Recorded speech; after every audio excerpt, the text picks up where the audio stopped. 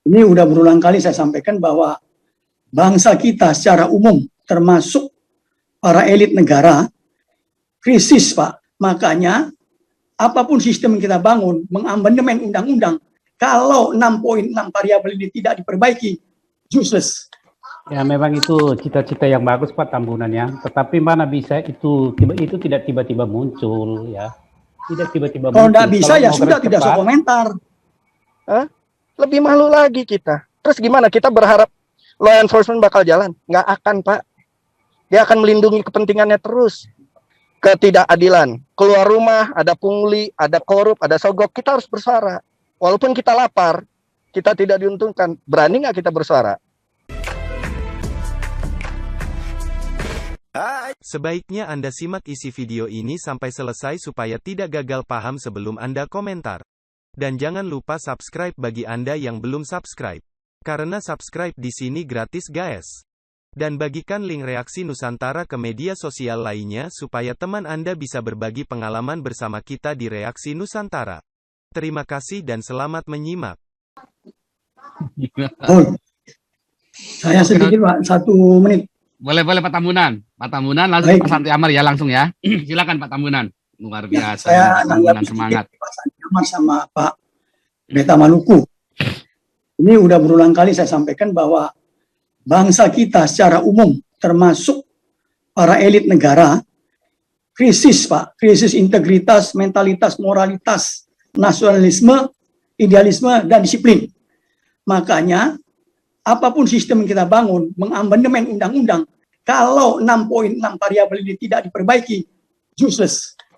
Demikian juga korupsi di semua institusi, ya, baik Polri, TNI, dan lain-lain sebagainya. Kalau mentalitas, integritas, dan sebagainya tidak diperbaiki, tidak ada gunanya. Akan terus terjadi berulang-ulang. Radikalisme akan terjadi terus. Jadi itu Pak Santi Amar, Pak Beta Maluku, kuncinya 6 variabel.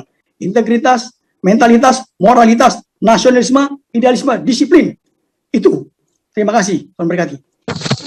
ya memang itu cita-cita yang bagus Pak Tambunannya, tetapi mana bisa itu tidak tiba-tiba muncul ya. Tidak tiba-tiba Kalau muncul. tidak bisa Kalau ya mau sudah, gerak tidak usah cepat, komentar. Kalau tidak, tunggu dulu Pak. Kalau mau Bapak itu harus law enforcement. Nah, law enforcement harus di payung hukum. Itu tadi sistem Yang ketatanegaraan. idealnya tadi yang Pak Tambunan bilang tadi ya. Iya, Memang idealnya iya. begitu, tapi Idealnya bagaimana begitu. cara kesananya? Caranya gitu. Harus ada law enforcement untuk yang sekarang. Untuk yang akan datang pendidikan lah. Orang Kristen ini kasih contoh lah, jangan ikut-ikutan jadi koruptor. Kan gitu. Kalau kita bilang jangan ikut-ikutan koruptor dong, ikut memperbaiki seperti Ko Abun tadi langsung berbuat. Jadi sistemnya ini harus dibenahin, sambil dibenahin law enforcement. Itu. Nah, soal misalnya Jokowi misalnya di sekarang ini ada rame-rame untuk minta turun dan lain segala macam, itu adalah sebagai percik-percik ya, percik-percik daripada permasalahan yang lebih besar. Dan itu nanti akan membesar lagi, tapi yakinlah pada suatu saat itu akan dihajar habis-habisan gitu. Tidak bisa kita mempertaruhkan negara dan penduduk Indonesia hampir 250 juta lebih dengan gerakan-gerakan yang begitu. Coba Bapak pelajari sejarah Indonesia. Soekarno turun, kenapa? Kudeta. Kan? Soeharto turun kenapa? Sama, tidak mulus. Naik Habibie, kudeta juga. Terus Abdurrahman kudeta juga. Disambung lalu dilanjutkan oleh Ibu Megawati. SBY 10 tahun, aman-aman. Kenapa? Dia rangkul itu. Itu strateginya kan, dia rangkul itu, yang sebelah-sebelah itu, tetapi mengorbankan kepentingan nasional. Sekarang Pak Jokowi ini ketiban pulung ini, harus membersihkan semua. Jadi ini bukan pekerjaan gampang ini. Semua udah ketularan virus. Kalau kita bicara virus ya, bukan pekerjaan gampang. Terus yang dikatakan tadi tahun 2013-2014 ekonomi membaik. Membaik apa? 10 tahun zaman daripada SBY, Cikeas. Ekonomi dunia bagus. Indonesia apa? Berhutang. Nggak ada apa-apa. Infrastruktur juga nggak ada. Nah, bisa dibandingkan kan? Jokowi. Saya bukan bela Jokowinya, tetapi idealismenya itu dia nggak mau tahu. Nah, dia nggak mau tahu. Luar negeri juga dilawan. Freeport juga dilawan. Amerika. Jadi ada sisi plusnya Jokowi, ya negatifnya juga ada. Kita harus proporsional melihatlah. Ya, jadi mengenai COVID ini, yang kita sayangkan dari beliau ini apa? Kenapa tidak dipilih sistem komando? serahkan itu kepada militer. Sistem komando, jangan kepala. Kalau kepala, coba itu Pak Luhut itu. Untuk ke sana berkoordinasi dulu dengan ini, berkoordinasi dengan sana, lambat kan? Tapi kalau sistem komando, dia libat semua itu, nggak ada itu,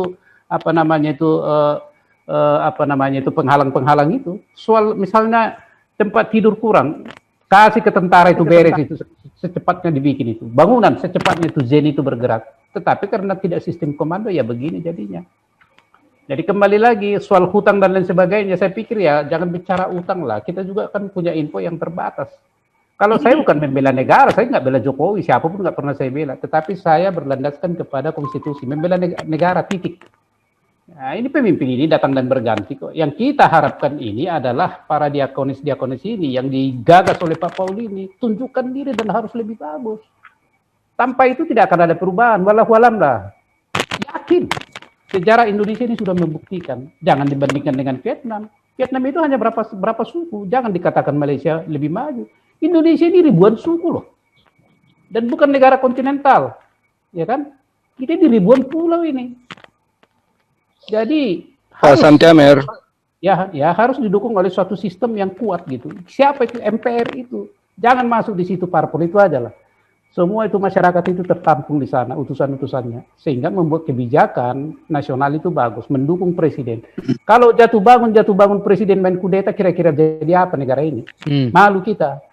Malu kita. Jadi kita harus menentang dan bersuara keras tentang ini. Lantang melawan. Bukan karena membela Jokowinya, tetapi sistemnya ini jangan begitu. Kalau mau pergantian pimpinan nasional, ikuti saja jalur. Ikuti saja secara reguler. Kenapa harus bikin aneh-aneh? Maka kita harus lawan. Kalau saya selalu lawan. Yang bertentangan dengan konstitusi, lawan. Bagi saya itu pengkhianat gitu. Itu aja dari saya, Pak. Oke, siapa yang mau penutup terakhir nih? Pak Santiamer, Oke, Beta Malungu terakhir ya. Ya, Pak. Penutup Iya. ya. Pak Santiamer tadi bilang law enforcement, tapi dari lawmaker sampai officernya semua di lapangan korup. Jadi susah kita kan bicaranya. Kita mau lawan gimana? Kita harus jujur. Kasus Kasat ini aja berani nggak kita bersuara bersama? Dia Panglima, Kepala Staf Angkatan Darat. Orang Jakarta takut, saya yakin. Tapi kita di sini harus berani. Kita buka, sehingga ada rasa malu. Paling tidak punya rasa malu. Mau dicalonin Panglima TNI. Bagaimana kalau dia jadi Panglima TNI? Hah? Lebih malu lagi kita. Terus gimana? Kita berharap law enforcement bakal jalan? Nggak akan, Pak. Dia akan melindungi kepentingannya terus. Bahkan makin kaya bisa. Nah, ini yang harus kita lawan tuh. Maksudnya ada satu poin yang bisa betul-betul kita lawan. Ketidakadilan. Keluar rumah, ada pungli, ada korup, ada sogok. Kita harus bersuara. Walaupun kita lapar, kita tidak diuntungkan. Berani nggak kita bersuara? Sehingga itu menjadi wabah bahwa kita semua anti korupsi. Anti korupsi bukan hanya diomongan, ditindakan, bersuara. Itu aja, Pak Paul. Oke. Kita akan Terima kasih. Anda telah menyimak video ini sampai selesai. Silakan tuliskan masukan atau pengalaman Anda sesuai tema video yang kami sajikan.